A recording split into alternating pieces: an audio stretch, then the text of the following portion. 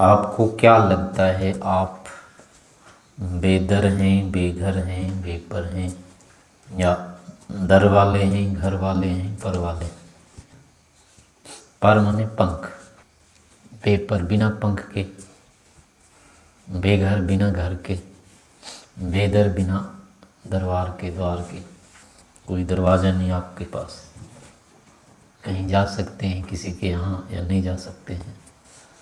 कोई दरवाज़ा खुला है आपके लिए या नहीं, सब दरवाजे बंद। नहीं मतलब किसी के पास आप जा सकते हैं, कोई सहायता के लिए है या नहीं है। बेदर का मतलब हुआ किसी के दरवाजे पर पहुंच सकते हैं, कोई सहायता चाहे तो मिल सकती है, नहीं, उसको कहते हैं बेदर, घर दर वाले। बस कहीं रहने का ठिकाना नहीं, अपना कोई ठिकाना नहीं है। घर माने जहाँ रहते हैं। तो देखिए, जीवात्मा के स्वरूप की दृष्टि से जीवात्मा स्वरूपता बेदर है। शरीर से आत्मा को निकाल दो, साधन से रहित कर दो थोड़ी देर। अब देखो क्या है उसके पास, कहाँ कहीं है ठिकाना उसका, कोई पूछने वाला है उसको? कहीं कोई रो सकता है जाके, हाथ फैला सकता है? हाथ ही नहीं हो। मन से, इंद्रिय से, शरीर से जीवात्मा को हटा दें तो किसके पास रो सकता है जाके? रोने लायक है वह, यही तो है बेदर। कोई उसका दरवाज़ा नहीं। यहाँ तो होता है चलो यहाँ से निकल गए, भिखमंगे के होते हैं ना, एक ने नहीं दिया तो दूसरे के पास चला जाएगा, दूसरे ने नहीं दिया तो उसके पास। तो दिखते हैं भिखमंगों के दर होते हैं। लेकिन जीवात्मा के पास क्या है, उतना भी नहीं है। जाना भी तब होगा जब इसके पास कम से कम शरीर हो, उसके बिना तो ये कुछ भी नहीं कर सकता। तो इसलिए एक तरह से ये बेदर ही है। कोई द्वार नहीं इसके लिए, कोई आश्रय नहीं है, कोई शरण नहीं है, कहीं नहीं, ये पूछने योग्य नहीं है। किसी के सामने रो नहीं सकता, कुछ बता नहीं सकता। पीट सकता है लेकिन रो नहीं सकता है, रोएगा लेकिन ध्वनि नहीं निकाल सकता। मारता भी है, रोने भी नहीं देता है। ऐसा होता है ना, मार भी खाओ लेकिन रोना भी नहीं है तुझे। हाँ, स्वरूपता ईश्वर का भी आश्रय छोड़ दें तब अपने आप में इसके पास कोई ठीक वो नहीं है, चारा नहीं है। हाँ, बेदर हुआ ना फिर। हाँ, अब शरीर नहीं है तो फिर कहाँ रह सकता है ये? ईश्वर को अभी नहीं ले तो वो तो ईश्वर का है, इसका अपना कहाँ है? वेपर से मतलब चलने की जो सामर्थ्य है इसकी, वो भी नहीं है इसके पास। अगर मन नहीं मिले तो क्या सोचेगा? कुछ सोच भी नहीं सकता है। तो जैसे रहने का इसका अपना कहीं कुछ नहीं है, जो स्वयं है बस वही है, उससे अधिक इसके पास कुछ नहीं है। तो इसलिए ये बेघर भी है स्वरूपता। बेघर तो कैसे कहेंगे, क्योंकि सारी चीजें तो ईश्वर में विद्यमान है। अगर वो इसका अपना क्या है, वो तो ईश्वर का हो गया। ईश्वर अगर स्वतंत्रता से भी रहेगा, रह ही नहीं सकता, सत्ता ही नहीं रहेगी इसकी, तो जीवात्मा की अगर सत्ता तो है बिना ईश्वर के, है ना, नित्य है ये, बिना ईश्वर के भी नित्य रहेगा। नित्य को कौन क्या करेगा? नित्यता ईश्वर से थोड़े आती है, वो तो इसकी अपनी है, जिसकी होती है उसकी होती है। इसलिए उस दृष्टि से तो नहीं पराश्रित है, वो तो अपना है ही। लेकिन उसके होने से भी इसका कुछ होना नहीं है, होकर भी नहीं है। और बाकी रहने का या तो प्रकृति है या फिर ईश्वर का आश्रय है, दोनों इसके अपने नहीं हैं। तो इसलिए ये बेघर भी है। और पर की हुई बात तो अपनी सामर्थ्य कहीं है ही नहीं इसकी पहुंचने की, जाने की। हाथ टूट जाए, पैर टूट जाए तो क्या करेगा? यही नहीं चल पाता है। और पूरा शरीर ही नहीं हो, इंद्रिय मन ही नहीं हो, वो क्या सोचेगा, ये सोच भी नहीं सकता। तो ये इसकी अपनी स्वाभाविक स्थिति है। लेकिन इसको लगता क्या है, सारी धरती मुट्ठी में, क्या आता है, दुनिया कर लो। ये सोचता है सारे संसार को हम मुट्ठी में कर लेंगे, हमारा ही है, जहाँ चाहो पहुँच जाओ, जहाँ चाह वहाँ जहाँ चाहो वहाँ पहुँच सकते हो। सारा संसार अपनी मुट्ठी में है। जहाँ चाहो पहुँच जाओ। एक तो ये है, और पूरा इसका हो ही गया। और दूसरा है कि एक से भी अपने से काम तो नहीं चलता है, मांग तो लेता ही है, दिन पर दिन मांगता रहता है ये। तो वो भी नहीं लगता है इसको कि नहीं मिलेगा, कहीं पाकिस्तान को मिल रहा है, एक भिखमंगे को कुछ तो मिल ही जाता है ना। दिन भर अगर हाथ फैलाए कोई, कुछ ना कुछ तो मिलेगा ही। इतनी आशा तो ये रखता ही है कि कहीं न कहीं से टुकड़ा तो मिल ही जाएगा। लेकिन ये सबके सब है तब जब इसको ईश्वर की कुछ कृपा प्राप्त है। ईश्वर की कृपा पर ही ये कुछ आगे सोच सकता है, कर सकता है, इसको मिल सकता है। यदि उसकी कृपा नहीं हो तो इसको कुछ भी नहीं है उपलब्धि। तो ये अपना स्वरूप है। ईश्वर को यदि नहीं मानते हैं तो ना मानने पर अब जो कुछ भी चिंतन है, सोच है बिना ईश्वर के, इसलिए वो सारा का सारा क्या है, पाप है, दोष है, मिथ्या है वो। क्योंकि ऐसा उसके बिना कुछ हो ही नहीं सकता है। और यदि उसके बिना ये करता है तो फिर वही अन्याय होगा, अहंकार होगा, और उसका परिणाम फिर इसको दुख भोगना पड़ेगा। दूसरी बात है, अगर ये ऐसा मान लेता है सचमुच में कि मैं सर्वथा बेसहारा हूँ, अपने आप में असमर्थ हूँ, तो अब असमर्थों के लिए आवश्यक होता है कि किसी न किसी का शरण वो ले। तो शरण यदि ये ईश्वर का ले लेता है तो अब क्या होता है, फिर ये निश्चय से निहाल हो जाता है, नहीं हो जाएगा। यहाँ वालों के आश्रय से तो कुछ नहीं होगा इसका। यहाँ तो सबकी एक ही स्थिति है, किसी के पास अधिक नहीं है दूसरे के लिए देने के लिए, सारे स्वयं भुगवेंगे। भुक्कड़ों से कौन भुक्कड़ होगा? सब किसी का पेट भर सकता है एक भुक्कड़ के, उसका भी खा जाएगा लेकर के। यहाँ तो सारे ही भुक्कड़ हैं, कौन किसको खिलाएगा? खिला ही नहीं सकता है। उसी का लेके उसका लेके इसको दे देगा, बोल देता है हमारा ये, हम दे रहे हैं। होता है इसके पास भी नहीं है, फिर भी कहता है हम दे रहे हैं, हमारा है, ये ले लो। तो भूखड़ों से भूखड़ की भूख शांत तो हो नहीं सकती है। इसलिए अब आवश्यक हो जाता है कि फिर हमको वस्तुतः पहले तो अपने वास्तविक स्वरूप को, स्थिति को स्वीकार करना चाहिए। जिस अवस्था में हम बैठे हुए हैं, जिसको लेकर के बैठे हुए हैं, वो वस्तुतः अपना नहीं है। इसके भरोसे हम नहीं रह सकते, क्योंकि ये पूरा नहीं मिलेगा। अपनी चीज़ होती तो जितनी थी काम चल जाता, लेकिन एक तो चीज़ अपनी नहीं है ये। दूसरी बात है कि इससे फिर पूरा भला भी संभव नहीं होना, जितना भी मिलेगा वो कम ही रहेगा। तो इससे भी अपनी पूर्ति होनी नहीं है। इसलिए फिर आवश्यक होता है कि हम फिर क्यों कटोरा लेके घूमते रहें, जब पेट भरना ही नहीं है।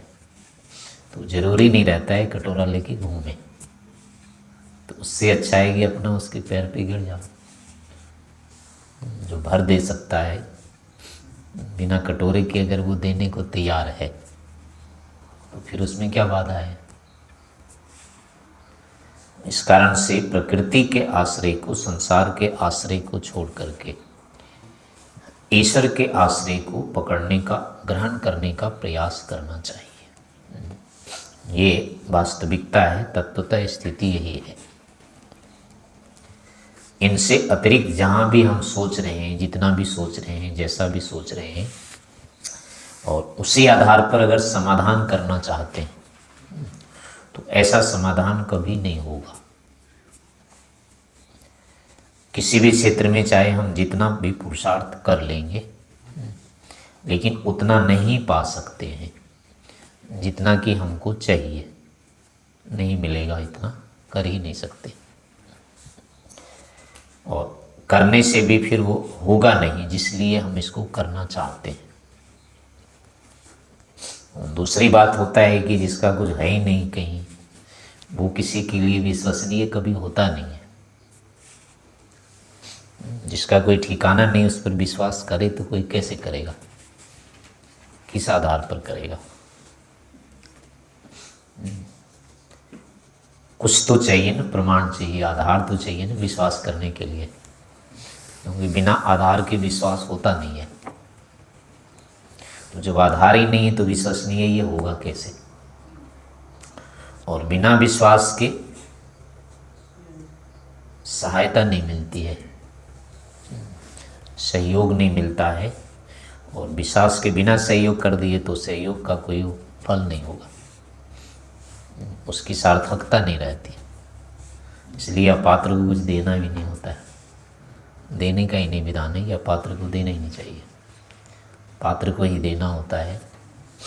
ऐसे ही है कि ये उसके बिना देने लायक भी नहीं है, ये लेके कहाँ भाग जाएगा, क्या करेगा? इसीलिए अगर इसको कितना ही दे दिया जाए, कितना ही दे दिया जाए, फिर भी क्या होता है, ये कृतज्ञ नहीं हो सकता है। क्योंकि कृतज्ञ वो होता है जिसको कोई संतुष्टि होती है। आप किसी को भोजन करा रहे हैं, लेकिन उसको भरपेट भोजन मत कराओ। उसको 4 रोटी चाहिए और 3 देगी कहो बस छुट्टी करो, वो भोजन को मानेगा क्या? वो कभी नहीं कहेगा इसने खिलाया मुझे। तो इसलिए दिया, उस पेट भर गया तो जरूर कहेगा हाँ बहुत अच्छे हैं आप। तो कृतज्ञता भी हमारी वहीं प्रकट होती है जहाँ हम तृप्त संतुष्ट होते हैं। जो हमको कृतार्थ यानी तृप्त संतुष्ट कर सकता है, हमारी कृतज्ञता उसी के प्रति होती है। जहाँ नहीं ये संभव है, तृप्ति संतोष नहीं है, वहाँ हम कृतज्ञ नहीं होंगे। इस कारण से जीवात्मा के प्रति सर्वथा कृतज्ञ अंततः नहीं हो सकता है।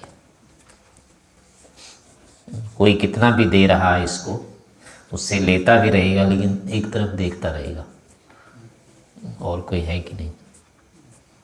एक हाथ से लेगा इधर, दूसरा देखता रहेगा और कोई दे दे। किसी से यहाँ पर ये हो ही नहीं सकता है संतुष्ट। माता से, पिता से, कहीं भी देख लो, कहीं पर अभी तक संतोष हुआ है क्या? ये सब कुछ मुझे इससे मिल जाएगा।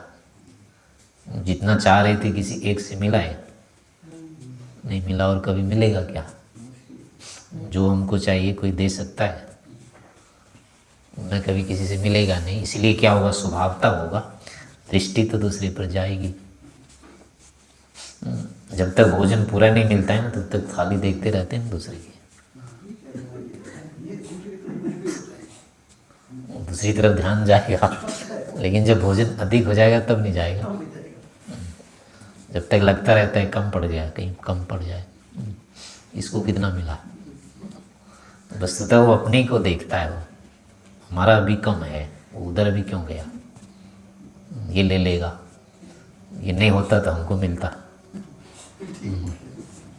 तो इसलिए स्वभावतः दृष्टि जब तक भरा नहीं है अपनी, वो जाएगी आए बाएं दाएं जानी है। तो जैसे खाने में होता है वैसे सारे जीवन में होगा। ये जीवन की आवश्यकताएं किसी एक से पूरी होती नहीं है, तो अब क्या होगा, दूसरों पर निर्भरता तो रहेगी। तो अब हमें क्या होता है, दूसरे के लिए भी करना पड़ता है। तो एक के प्रति हम पूर्णतः कृतज्ञ नहीं हो सकते। यहाँ कोई जीवात्मा किसी जीवात्मा के लिए संपूर्णतः कृतज्ञ नहीं हो पाएगा, क्योंकि कोई इसको भर ही नहीं सकता, और बिना भरे नहीं होती है। तो जो कृतज्ञता होती है वो वस्तुतः थोड़ी होती है, और वो भी उतनी होती है जितनी संतुष्टि दिखी है। पेट की दृष्टि से भले हो सकता है, ओढ़ने की दृष्टि, पहनने की दृष्टि, रहने की दृष्टि, यानी कुछ काल के लिए हो जाएगा, कुछ समय के लिए हो जाएगा, कुछ स्थिति के लिए हो जाएगा, पूरी तरह से नहीं होगा। तो इसलिए नहीं, यहाँ तो कोई किसी को अपने प्रति कृतज्ञ पूरा बना सकता है, और ना ही कोई किसी के प्रति कृतज्ञ हो सकता है। तो और बिना कृतज्ञता के फिर विश्वास नहीं कर सकते। किस आधार पर कहेगा कि अब तुम मेरे पास ही रह जाओ? अपेक्षा तो पूरी करनी नहीं है, फिर वो साहस कैसे करेगा? तो इसलिए कहा भी नहीं जा सकता है, और कोई रहना भी नहीं चाहेगा। इसलिए स्वार्थ के संसार ही होता है। कम बोल क्या है वो, संसार जो होता है वो स्वार्थ के लिए होता है। जितना स्वार्थ जिससे पूरा होता है उतनी देर तक वो उसके पास रहता है, उसके साथ रहता है। जब दिखा कि स्वार्थ सिद्ध नहीं होने वाला है तो या तो फेंक देता है, भाग जाता है।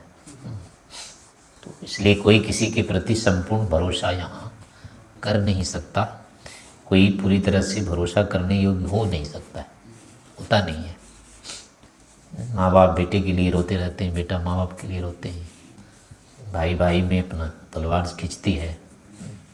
कोई किसी को तृप्त संतुष्ट निर्भय नहीं कर सकता है यहाँ। ऐसे ही होगा, चाहे धन बढ़ा ले, बल बढ़ा ले, विद्या बढ़ा ले, ऐश्वर्य बढ़ा ले, प्रभाव बढ़ा ले, हर समय क्या होता है, इसके लिए खींचातान होता रहता है। बड़ा से बड़ा व्यक्ति को भी दिन रात क्या होता है, भीतर से पकड़ के रखना होता है, कहीं खिसक ना जाए। किसी को मान लिया विश्व स्तर का सम्मान मिल गया किसी क्षेत्र में, तो उसको डर लगता है कि नहीं लगता है? फिर अगले साल दूसरा ना आ जाए उसका। जो रिकॉर्ड होते हैं वो टूटते रहते हैं संसार के। ऐसा कोई रिकॉर्ड यहाँ नहीं है कि एक बार बन गया वो तो वो जीवन भर बना रहेगा, चाहे पहलवान का है चाहे किसी का भी है। मिलने के बाद उसी दिन से उसको दिखने लगता है अगला कौन आएगा। तो मिलने के बाद भी क्या होता है, वो खिसकता रहता है, और अंदर मन में चंचलता यानी उसके लिए अधीरता बन जाती है। उतनी देर तक के लिए होती जब तक मिला नहीं है, मिलने तक एक क्षण के लिए होता है बस, हाँ मिल गया, और मिल जाने के बाद फिर वो खिसकने लग जाता है बस। तो संसार के जितनी भी उपलब्धियाँ होती है यहाँ की, वो एक प्रकार से चलती रहती है, और चलते चलते केवल एक साथ होती है और फिर निकल जाती है। पूरा साथ कभी का होता नहीं है, बस एक उधर से आ रहा है, एक इधर से जा रहा है। जैसे दो रेलगाड़ी होती है ना, दो पटरी पर चल रही है, तो वो मिलती है क्या आपस में? बस दिखती है कि मिल गई दोनों, मिलती नहीं है कभी। तो ऐसी संसार की स्थितियाँ होती है, कोई यहाँ किसी से पूरा कभी मिलता नहीं है। एक अवसर विशेष के लिए कुछ दिन तक लगता है कि मिले हुए हैं ये, नहीं तो कोई किसी के साथ नहीं मिल सकता। किसी का भी किसी के साथ नित्य संबंध यहाँ बनता नहीं है। जितने भी संबंध बनते सारे के सारे अनित्य ही होते हैं, उसको दृढ़ स्थायी किया नहीं जा सकता है। तो इस कारण से क्या हुआ, इसमें कभी दृढ़ता नहीं आएगी।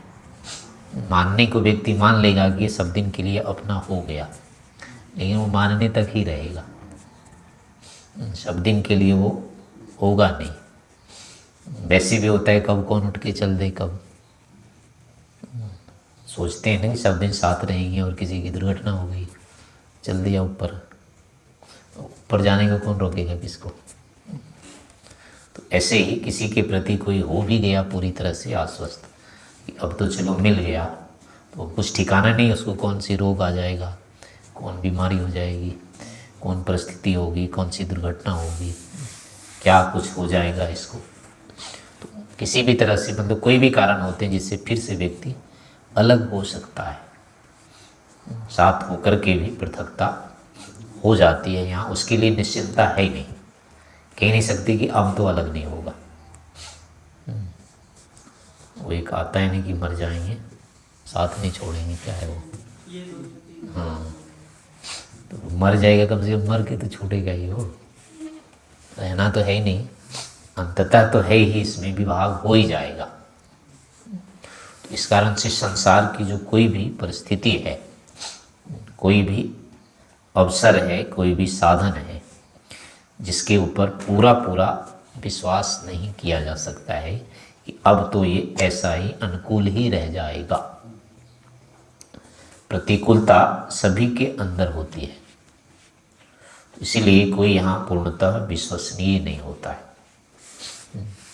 तो अभिप्राय यह है कि हम केवल सांसारिक दृष्टि से, यानी संसार की अपेक्षा से, जो हम शांति चाहते हैं, निर्द्वंदता चाहते हैं, सुखी होना चाहते हैं, निर्भय होना चाहते हैं, निश्चिंत होना चाहते हैं, वो संसार के आश्रय से संभव नहीं है, वो नहीं हो पाएगा पूरा।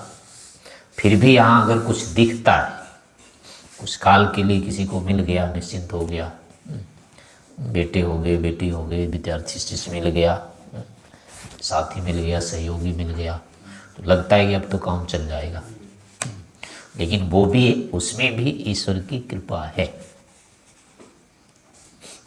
एक जैसे अवसर, एक जैसे गुण, एक जैसे साधन उन्होंने प्रदान कर दिए, तो उसके कारण से अब इतना अनुकूल शरीर मिल गया, इतनी अनुकूल इंद्रियां मिल जाती है, इतना अनुकूल मन मिल जाता है।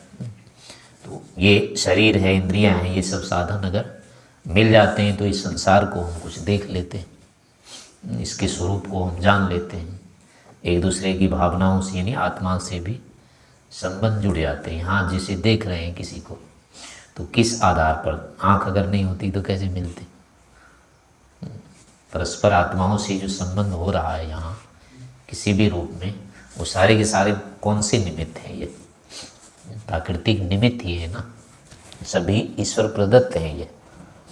अगर ईश्वर से ये नहीं मिले होते तो हम यहाँ से किसी से न बोल सकते थे, ना किसी से सुन सकते थे कुछ, ना किसी से जुड़ सकते थे, ना किसी को पूछ सकते थे, ना बता सकते थे, ना कोई लेना ना कोई देना, कुछ नहीं होता।